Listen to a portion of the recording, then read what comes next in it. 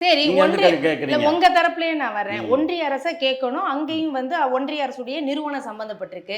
ஆனா அந்த குற்றப்பத்திரிகையில சொன்னது என்ன அப்படின்னா 5 மாநிலங்கள்ல ஒரு மாநிலமா தமிழ்நாடும் இருக்கு. அப்ப அந்த மாநிலங்கள்ல அங்க சம்பந்தப்பட்ட அபிஷியலுக்கு கொடுத்திருக்கிறாங்க அப்படிங்கிற டீடைலும் கொடுத்திருக்கிறாங்க. அப்படி இருக்கும்போது அதை யாருக்கிட்ட கேட்கணும்? அதை ஃபர்ஸ்ட் நீங்க ரெஸ்பான்சிபிலிட்டி எடுத்துக்குவீங்களா மாட்டீங்களா? இல்ல அதுக்கு தான் பதில வந்து தெளிவா சொல்லியாச்சு. இதுல அந்த பதில் போதுமானதா இல்ல?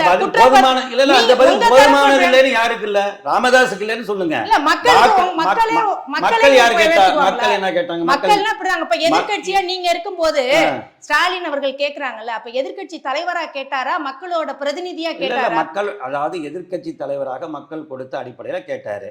அவர் தான் கேட்கிறாரு முதலமைச்சர். ராமதாஸ் எதுக்கு கேட்கிறாரு? அவர் மக்களுடைய கேள்விகளை கேட்க மாட்டாரா? சொல்லுங்க, அவர் என்ன பிரதிநிதி சொல்லுங்க, மக்களோட என்ன பிரதிநிதி அவரு? நீங்க சொல்லுங்க. ராமதாஸ் அவர்கள் டாக்டர் ஐயா அவங்க கட்சி 4 எம்எல்ஏ உள்ள இருக்காங்க. 4 எம்எல்ஏ இருக்கட்டுங்க. 4 எம்எல்ஏ கேட்க சொல்லுங்க. 4 எம்எல்ஏ இன்னைக்கு கூட தான் ஒரு நிகழ்ச்சியில முதலமைச்சர் காணொலியில கலந்துக்கிற நிகழ்ச்சியில அவங்களோட கட்சியினுடைய எம்எல்ஏ முன்னாள் தலைவர் ஜி.கே. மணி அவர்கள் கலந்து கொண்டாரு. அவர் கூட கேட்கலாமே. நாளைக்கு 9ஆம் தேதி சட்டமன்றம் கூடுது, வந்து கேட்கலாமே. கேட்கட்டும். சரி, நீங்க ராமதாஸ் அவர்களுக்கு பதில் சொல்ல வேண்டாம். மக்களுக்கு இப்ப நேரடியா பதில் சொல்லுங்க. நீங்க நான் கேக்குறதுக்கு திரும்பவும் நான் கேக்குறேன்.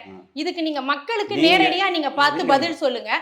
வாங்கினது ஒன்றிய அரசு நிறுவனம், இது வந்து சம்பந்தம் வந்து அது பட்டாலும் கூட இங்க வாங்க வைப்பதற்காகத்தான் ஊழல் செய்யப்பட்டிருக்கிறது, ஊழல் கொடுக்கப்பட்டிருக்கிறது, கையூட்டு கொடுக்கப்பட்டிருக்கிறதுன்னு அதுல தெளிவா குறிப்பிட்டிருக்கிறாங்க.